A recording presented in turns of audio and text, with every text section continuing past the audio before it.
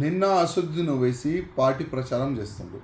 ఆయన పార్లమెంట్ క్షేత్రంలో పార్టీ ప్రచారం చేస్తూ చేస్తూ చేస్తూ ఒక బీఫ్ షాప్లో పోయి కొయ్యండి, కోస్తూనే ఉండండి, తినండి, ఈ విధంగా ఆయన మాటలు మాట్లాడుతుండ్రు.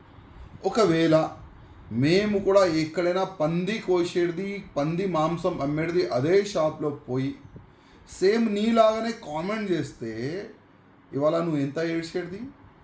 ముస్లిం సోలు మనోభావాలని దెబ్బతీస్తున్న రాజాసింగ్ అని కామెంట్ చేసేది కదా.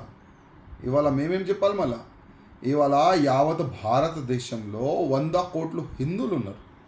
ఆ 100 కోట్లు హిందువులు గోమాతకి ఒక తల్లిలాగా చూస్తారు, ఒక దేవుడిలాగా చూసి పూజ చేస్తారు. కానీ నువ్వు ఇవాళ ఆ విధంగా ఓట్ బ్యాంక్ రాజకీయం ఆడుతున్నావు, చీప్ రాజకీయం ఆడుతున్నావు కదా. అట్లాంటి కామెంట్ చేసుకుంటా ఇప్పుడు ఎలక్షన్ కమిషన్ ఏం చేస్తుంది? ఇట్లాంటి కామెంట్ల పైన కేసు బుక్ చేయాలి కదా. పోలీసు వాళ్ళు ఏం చేస్తున్నారు? సోమోటో కేసు బుక్ చేయొచ్చు కదా, కానీ పోలీసు వాళ్ళు చేయరు. ఎందుకంటే ముఖ్యమంత్రి రేవంత్ రెడ్డి గారే అసదుద్దీన్ ఓవైసీ సపోర్ట్ ఉంటే మళ్ళీ పోలీసు వాళ్ళు కూడా సపోర్ట్ ఉంటారు కదా. ప్రతిసారి ఇట్లనే అవుతుంది. నేను ఎలక్షన్ కమిషనర్ గారికి రిక్వెస్ట్ చేస్తున్నా, ఎట్టి పరిస్థితుల్లో అసదుద్దీన్ ఓవైసీ పైన కేసులు బుక్ చేయాలి. అదేవిధంగా అసదుద్దీన్ ఓవైసీ చేసిన కామెంట్ పైన క్షమాపణ చెప్పాలని నేను రిక్వెస్ట్ చేస్తున్నా.